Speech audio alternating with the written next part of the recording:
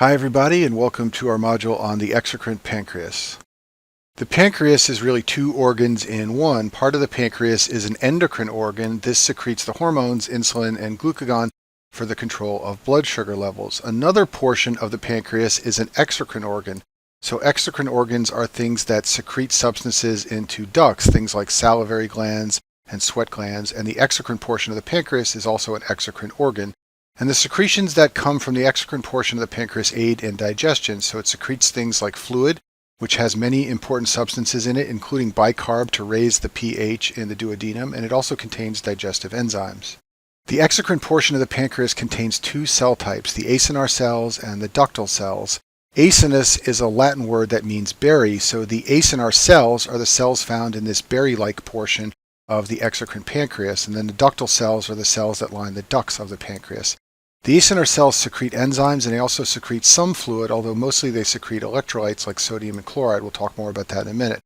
The ductal cells modify the fluid that is secreted by the acinus as it moves out towards the intestines. They also secrete bicarb, and importantly, the ductal cells are permeable to water, so they add water to the pancreatic juice. One of the most important components of pancreatic fluid is bicarbonate. This neutralizes acidic fluid coming from the stomach. Pancreatic juice is secreted into the duodenum, and when it reaches the duodenum, it will meet with acidified fluid and chyme that is coming from the stomach. So this bicarb helps to raise the pH. And that's very important because, as we will see, the pancreatic enzymes don't work very well at a low pH. So this bicarbonate raises the pH in the duodenum so that the pancreatic enzymes can work. There are also electrolytes found in the pancreatic fluid like sodium and chloride and potassium. The composition of pancreatic fluid varies with the flow rate. So when you are in the fasting state and you haven't eaten any food in a while, there's relatively low flow coming through the pancreatic ducts. And this fluid has a high concentration of chloride and a low concentration of bicarb. On the other hand, when you eat a meal and the pancreas is stimulated, the flow increases. And when you have high flow through the pancreatic ducts, that fluid will have low chloride and high bicarb. It's basically the opposite of the low flow state. Shown on this slide is a fairly classic depiction of how the concentration of different elements of the pancreatic fluid changes with flow rate. On the x-axis, I've shown the flow rate, and on the y-axis is the concentration of different electrolytes in the pancreatic fluid. And all of the electrolytes in the pancreatic fluid start out at the level that you find in the plasma. So this is the sodium level of plasma, for example. This is the chloride level of plasma. This is the bicarb level, and this is the potassium level. No matter how high the flow rate gets, the concentration of potassium and sodium don't change. They're always equal to what you have in plasma. However, the bicarb and chloride concentrations do change with flow rate. When the flow rate is very low, the concentration of chloride is quite high and the concentration of bicarb is relatively low. This is just like it is in the plasma. On the other hand, when the flow rate rises, as we go out on this portion of the x-axis, the concentration of bicarb gets much higher so that it's greater than the plasma bicarb concentration, and the concentration of chloride falls so that it becomes lower than the concentration in plasma. It's important to remember that pancreatic fluid is always isotonic. That's because the sodium concentration doesn't change, and the sodium concentration is what determines whether something is hypo or hypertonic. And I've written that down here to remind you the sodium and potassium concentrations are always the same as in plasma, no matter what the flow rate. The reason the concentration of bicarbonate and chloride change with flow rate is because the pancreatic fluid is modified as it flows from small to large ducts. So as pancreatic fluid moves through the pancreas, it travels first through smaller ducts and then it collects into larger ducts, and I've shown that on this slide here. Bicarb is initially secreted into the small ducts, like I've shown with this pump here, putting bicarb into the smaller ducts. It is then reabsorbed in the larger ducts in exchange for chloride. So bicarb gets reabsorbed in the larger ducts and chloride gets pumped into the larger ducts. What this means is at very slow flow rates, almost all the bicarb will get reabsorbed, and there will be relatively little bicarb in the pancreatic fluid. There will also be relatively high concentration of chloride in the pancreatic fluid at low flow rates.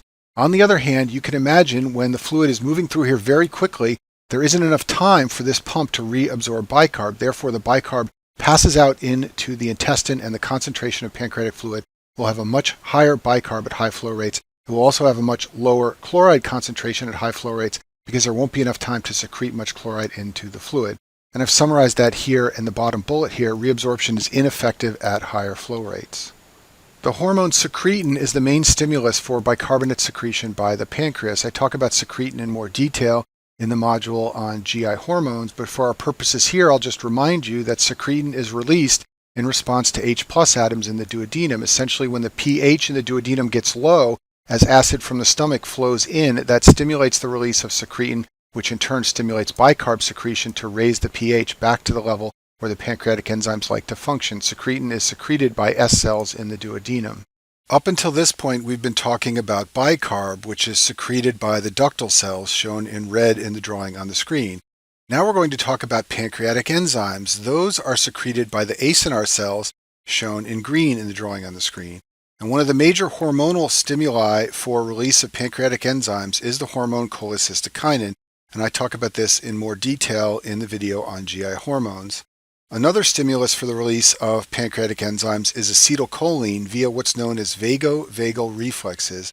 These are local reflex circuits within the GI tract in which both the afferent and efferent fibers are found within the vagus nerve. That's why it's called a vagovagal reflex. What happens is hydrogen ions or amino acids or fats that find their way into the duodenum can activate these vagovagal reflexes, which will send nerve signals to the pancreas to stimulate the release of pancreatic enzymes. Pancreatic enzymes can digest all the different types of foods that we consume in our meals. They can digest carbohydrates and fats and proteins. And there are many different pancreatic enzymes, but I've listed the most important ones on this slide. Alpha amylase is important for the digestion of carbohydrates and starch. We'll talk about that in a minute. Pancreatic lipase and phospholipase A and colipase are all important for digesting fats. And then proteases and trypsinogen are important for digesting proteins. Alpha amylase is a pancreatic enzyme that digests starch. Starches are polysaccharides. They are made up of repeating glucose molecules linked together into long polymers. Specifically, they are made up of repeating alpha-D-glucose molecules built into long chains. Starches are found in plants. Humans do not have starch. Humans instead have glycogen, which is a similar but slightly different structure, which I talk about in the biochemistry modules. And starches are made up of two different polymers of glucose. One is called amylose and one is called amylopectin. This is the structure of amylose at the bottom of the screen here. It's made up of straight chains of linked glucose molecules. Amylopectin, on the other hand, has branching chains of glucose molecules. Now what alpha amylase does is it hydrolyzes or breaks alpha-1,4 linkages. This is a bond between the 4 carbon of one glucose molecule and the 1 carbon of another glucose molecule. So alpha amylase will break this bond here, and that helps to break down the starch into glucose molecules. Amylase is secreted in an active form by the pancreas, and this is somewhat unusual. As we will see, many pancreatic enzymes are secreted in an inactive form, and they must be activated to do their job in the intestines. That is not the case for alpha amylase. There is a salivary or lingual amylase that is very similar to pancreatic amylase. However, its optimal pH is greater than 6, so it works in your mouth, but it is inactivated in the low pH environment of the stomach. Pancreatic amylase, on the other hand, functions in the small intestine, and as we will see, this enzyme is a useful marker in acute pancreatitis. Levels become elevated in the serum, and one of the ways you can diagnose acute pancreatitis is to find an increased level of alpha amylase. When alpha amylase breaks down amylopectin and amylose, it breaks it down into smaller sugar polymers like maltose, which is 2 sugars in length, or maltotriose, which is 3 sugars in length, or structures called limit dextrans, which are short polysaccharides that have a branch in them. Glycogen can also be broken down into limit dextrans, and we talk about finding these in certain glycogen storage diseases. In the case of starches that we consume in our diet, limit dextrans are just one of the breakdown products of the amylose and amylopectin. Now, as you may know, maltose and maltotriose and limit dextrans cannot be absorbed by the intestine. Only monosaccharides are absorbed by the intestine. So all carbohydrates must be broken down into glucose, fructose, or galactose in order to be absorbed. So once alpha amylase breaks down amylose and amylopectin, the digestion of carbohydrates is not complete.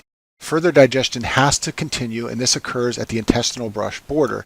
There are enzymes called allosaccharide hydrolases like maltase and sucrase and lactase, and these break down those short polymers of glucose molecules into structures like glucose and fructose and galactose, which can be absorbed.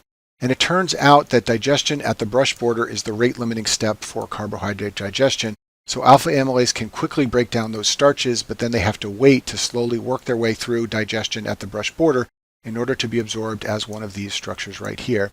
And as you may know, glucose, fructose, and galactose all have the chemical structure C6H12O6.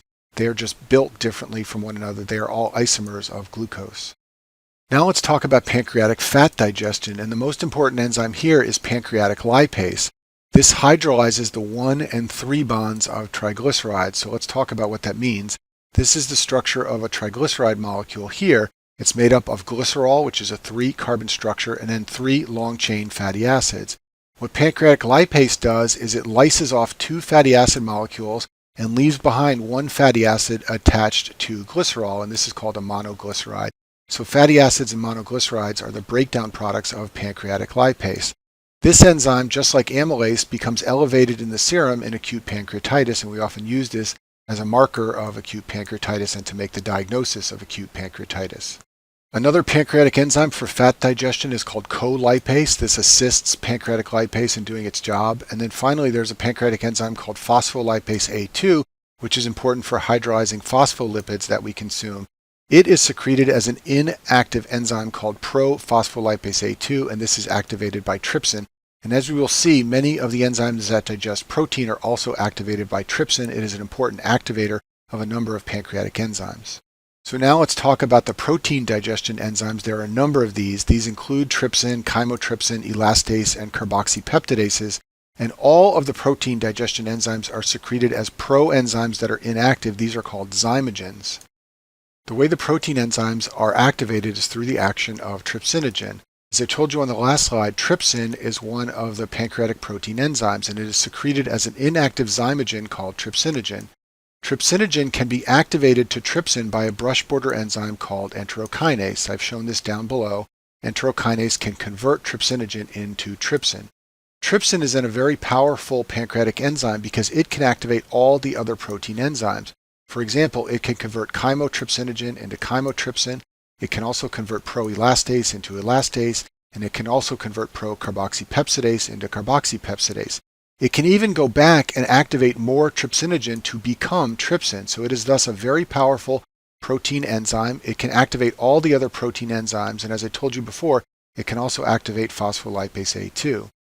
There's a very important clinical tie-in with the pancreatic physiology we've been discussing, and that has to do with acute pancreatitis. Acute pancreatitis is inflammation of the pancreas. Patients with this condition develop epigastric pain, nausea, and vomiting. And I talk about the clinical syndrome of acute pancreatitis in detail in another module. But for our purposes here, I want to remind you of the underlying pathophysiology of acute pancreatitis. In this disorder, there is blocked secretion of enzymes while synthesis of pancreatic enzymes is ongoing. What happens next is that large amounts of trypsin appear to become activated, and as we have shown before, trypsin can activate more trypsin. It can also go on to activate phospholipase and chymotrypsin and elastase. All of these enzymes are capable of digesting proteins and fats, and they will begin to digest the proteins and fats inside the pancreas itself. This process is called autodigestion. Essentially, the pancreas begins consuming itself. And this is one of the reasons that acute pancreatitis is such a severe disorder. Once it gets going, the enzymes continue the process by digesting more and more of the pancreas. It's very high yield to remember for step 1 of your boards that autoactivation of trypsin is important in the pathophysiology of acute pancreatitis, and that there is autodigestion by the pancreatic enzymes that occurs. Another tie-in with acute pancreatitis has to do with diagnosis. We diagnose acute pancreatitis by identifying elevated serum levels of pancreatic enzymes. Specifically, we look for increased levels of pancreatic amylase and lipase. Both are elevated in acute pancreatitis. They can both also be elevated in other conditions. Lipase is more specific for pancreatic damage, but we will check both of these serum markers when we are trying to make a diagnosis of acute pancreatitis. Finally, in this module, I just want to point out to you that there are synthetic pancreatic enzyme replacements that patients can take as oral tablets. Children who are born with cystic fibrosis often develop pancreatic insufficiency. Their pancreas burns out and they can't make enzymes any longer. The same thing can happen in patients with chronic pancreatitis or patients who have had a pancreatectomy for any reason. There are multiple different commercial replacements available. They all have different ratios of lipase, protease, and amylase. But I just want to point out to you that when you meet people who have one of these conditions, you will often see that they are taking pancreatic enzyme replacement therapy. And that concludes our module on exocrine pancreas function.